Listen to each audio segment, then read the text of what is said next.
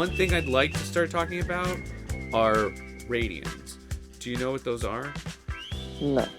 I think it came up maybe last week while we were working together, and you had your calculator in radian mode instead of It degrees. was on yeah. Okay.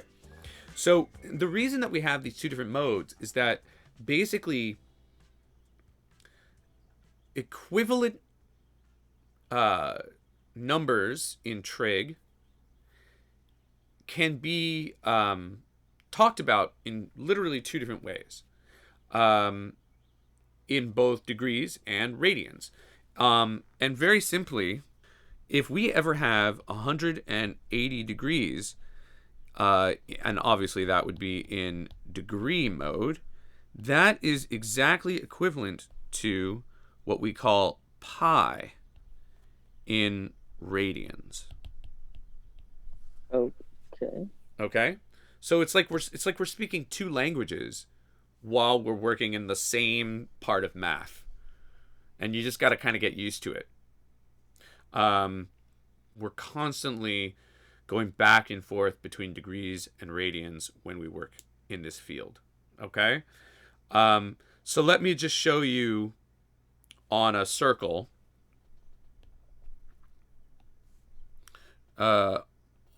on the XY grid, obviously. So if here we're at 0 degrees and we go all the way around to, we create an angle that goes over to here, where one side starts over here and the other side goes over here, pivoting around this center point here, that would be 180 degrees, right? But we could also just consider that 1 pi radians.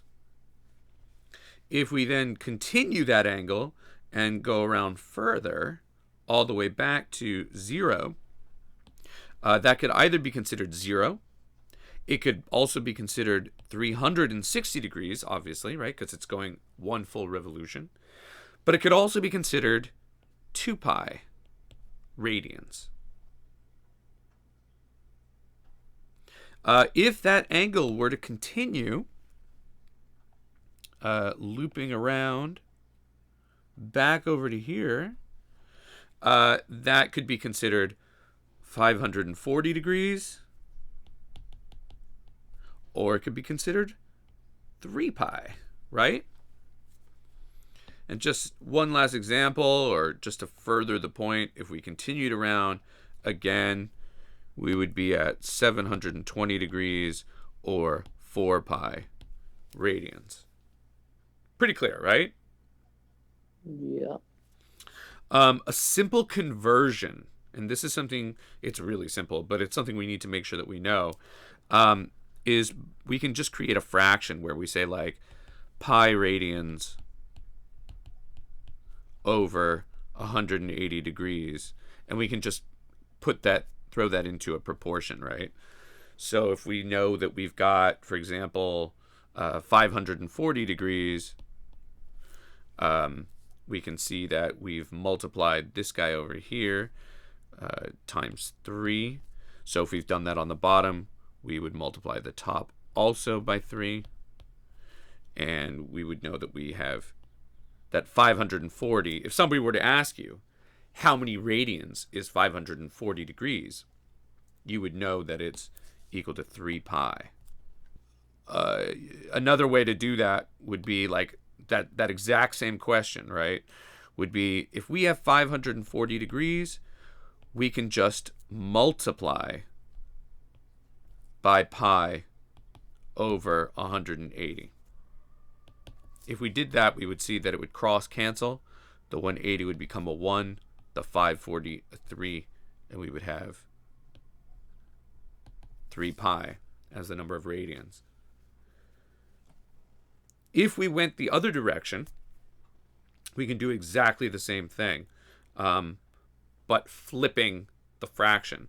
So, for example, if we had that 3 pi again, or let's say 5, let's say 3 pi. If we have 3 pi and they say, well, how many degrees is that? Well, we can say 3 pi is over I don't know what, we'll call it x, is equal to pi over 180. And again, we can see in the numerator, we can either cross multiply and solve that way, or we can see that in the numerator what happened, or rather, actually, we'd have to go the other direction. We can see in the numerator that going from pi to 3 pi, we multiplied by 3. So, because we always want our arrows to go in the direction of the variable, right? So pi times 3 is 3 pi, 180, also times 3 would get us an answer of x being equal to 540. Similarly, if we're converting 3 pi to degrees, since we're starting with radians in the numerator, right, because this is 3 pi over 1, we'd want radians to be in the bottom for cross-canceling, right? So the pi in this case would go on the bottom. The 180 would go in the top. The pi's would cancel out, and we would see that 3 pi is actually equal to 540 degrees. This is all making sense? A little bit. I get this part, yeah. Cool, great. So if we just start with that, and I say, let's say we're talking about 980 degrees, let's say. 980 degrees.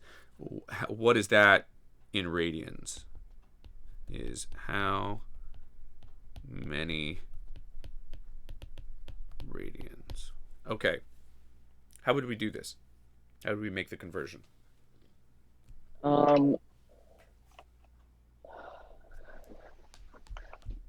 don't know. Okay. Well, let's talk about that very, very basic fraction that links up radians and degrees. The same way, by the way, as we would link up any of a number of other things. For example, if we're talking about inches over feet, we could say, okay, well, we know that there are 12 inches over 1 foot. That is a constant, unchanging ratio. Something we can rely on always and use in any problem we come across with those two things to make that conversion. This is also just a basic conversion, literally converting degrees to radians. But in this case, instead of using inches to feet, we're going to be using like radians to degrees, right? So it's going to be how many radians per how many degrees? What's the common constant ratio? And we just went through it several times over the last few minutes. If you want, we can go back, but do you remember what it was? I just like. And remember, we went through this circle over here. If we're talking about first of all, if we're talking about pi radians, right? Do you remember on this circle where we landed when we went pi radians? We started here, and we opened up an angle that went all the way around to here. Yeah. How many degrees is that? 180. That's it. So I know it seems weird, but it literally is, like I said, just like inches and feet. For every 12 inches, we have 1 foot. Well, for every pi radians, we have how many degrees? 180. That's a constant, unchanging relationship that helps you convert English into French, right? Or feet, or inches into feet, or feet into inches. It's literally just a translation of one language into another. We're talking the radian language for a while, and then if we want, we can talk the degree language. Get what I'm saying? Okay. Yeah. So if we know that we've got 980 degrees and we want to convert it from the degree language into the radian language, we're going to use this proportion, or this ratio. Okay. All right. How do we use it? Well, I showed you 2 ways to do it. You can use either one you want. 980 through 180. Or like, would you put the 980 on the bottom? Okay, so you want to create a proportion, it sounds like, right? So, Yeah. so anytime we have a proportion, which sounds great, that was one of the two methods I showed you, right? So anytime we want to create a proportion, we're going to have one fraction equal to another fraction, where one side of that fraction is the constant unchanging ratio. What is that again? That never changes? That helps us translate between the languages? The pi radians over 180. Exactly. Okay? Okay. So we've got that on one side. What goes on the other side? All of the new information from the problem that we're dealing with. So if we've got radians on top on the left and degrees on the bottom, then we're going to do the same thing on the right side. Yeah. Well, would you just put pi radians on the top or So what are we looking for here? Are we looking for radians or are we looking for degrees as our final answer? degrees? Because So no. Sorry. We're looking for radians. yeah, radians is our final question here. So which one is radians, the top or the bottom in our proportion? The top. So that's going to be our unknown.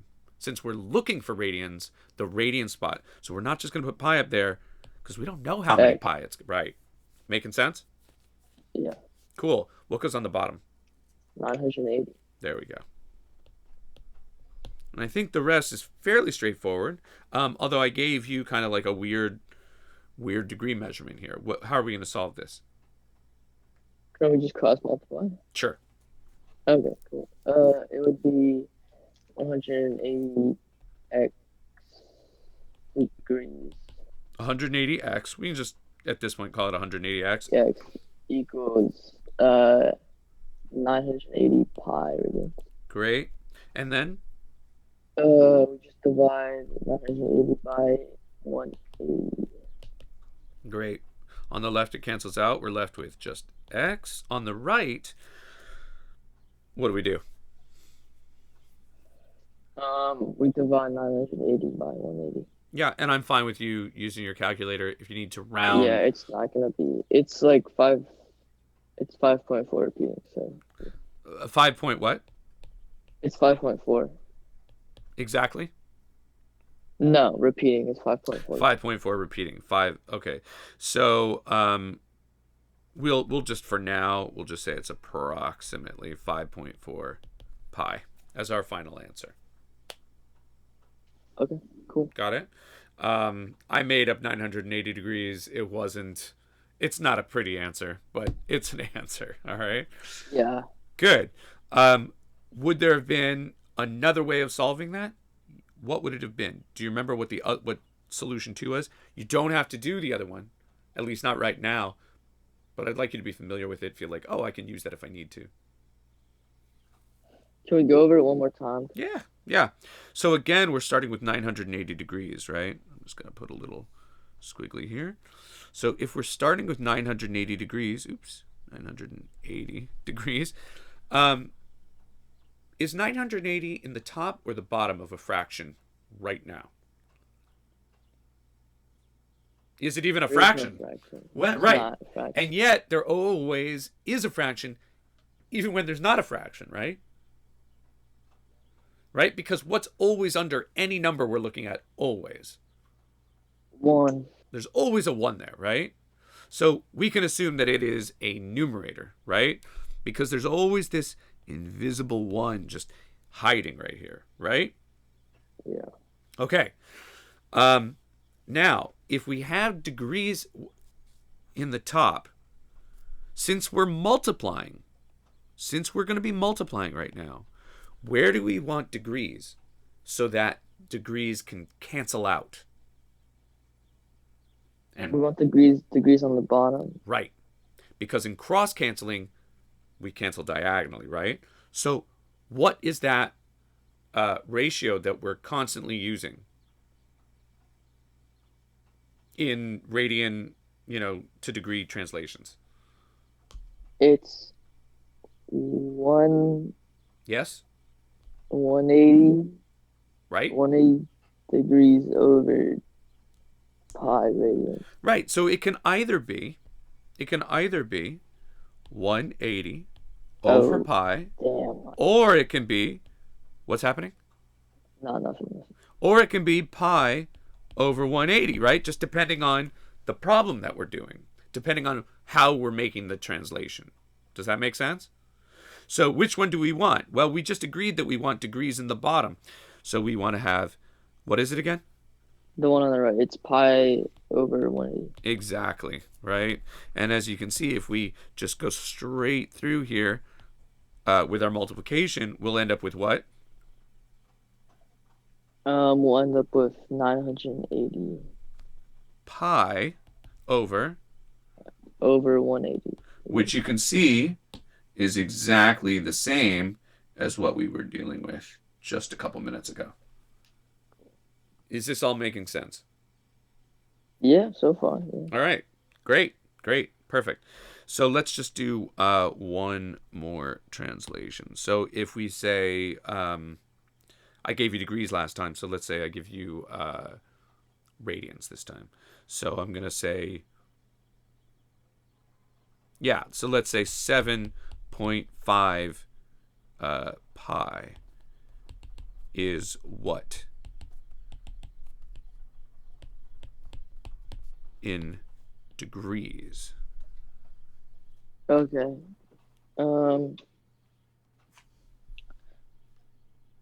Cool. Is what degrees? Okay.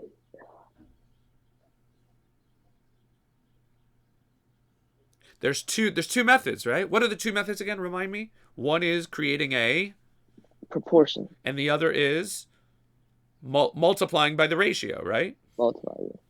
Yeah. Okay, great. Which one would you like to do? They're both great. Proportion. Proportion, great. Which is, We'll set up two fractions. And it doesn't matter, by the way, when you do the proportion, whether you do pi over 180 or 180 over pi. Doesn't matter at all, right? Because we just need that relationship to be there. okay. Yeah. So it'd be 7.5 pi. Well, let's start with the ratio. With the ratio, make that real simple. Just get that out there. What's it going to be? Pi over 180. Yeah, right. So that's just sitting there. Pi over 180, and all we have to do now is link it up on the right side, which is going to be what? Which is, I guess you put the radiant on the top. Yeah, because we got radians in the top on the right. Yeah, 7.5 radiant over 7.5 pi 7.5 pi over x. over x. Good. Yeah, it's 7.5 pi radians, not 7.5 radians, right? I know that's a little weird, but that's just want to make sure that's clear. So what now? Yeah, we just cross multiply. Cross multiply. And so what do we get? It'd be 7.5 pi radians. 7.5 pi. Yeah, okay. You don't need to keep labeling it here, right? I mean, you can, but just 7.5 pi, then times what now? 180. 180 is equal to 1350. No, what's the right side of the equation? We're cross multiplying here, right? Yeah. So what's the right side of the equation equal to? When we cross multiply, it creates a full equation down below, a left side and a right side. You told me the left side is 7.5 pi times 180. What is the right side equal to? So I'm just a little bit confused because we're multiplying them, but Okay, so you took this circle right here, or this oval here, and you put it here on the left side. The right side is going to be this oval here, isn't it? You've done that a million times. You're just forgetting because it's getting complicated, right? yeah. I mean, okay, pi. So yeah, pi x. We need that, don't we? Yeah. In order to solve this correctly, you have to have both a left side and a right side. It's the only way to solve an algebraic equation correctly. Okay? Yeah. Okay. All right, cool. So then what? What happens now? I'm just going to scroll this up a little bit. What happens now? Um. Yeah. Well, we know we just multiply 7.5 pi times 180. All right, so let's leave the pi alone. Okay? We'll just put that right here. And we'll leave the right side alone. What's 7.5 times 180? Right? We generally don't want to touch pi on until we have to, or maybe until the very end of the problem. But we're just going to leave pi there, okay? Okay. Yeah. It's 1350. 1350, you said? Yeah. 1350. 1350 pi. And what happens now? Well, we divide pi x by 1350. Oh. No, we want to get x by itself. What's bothering the x? Sorry. It's we divide No problem. by pi on the side. Divide by pi. Yes, much better, right? It's so weird, right, when we get into complicated math or things we've never seen before, and some of the stuff that we know so well from earlier math seems to just float away for a second, right? Yeah. What's our final answer here? X is equal to... X is equal to 1350. There we go. 1350 degrees, right? Yeah. Perfect. Okay. Is that all kind of blending together, making sense? Yeah. All right, cool. Very good. Where are we here? Oh, boy. All right, so maybe we should take a 5-minute break. Yeah. I just need to do one thing. Yeah. All right, I'll see you in 5, okay? Alright, yeah, cool. All right.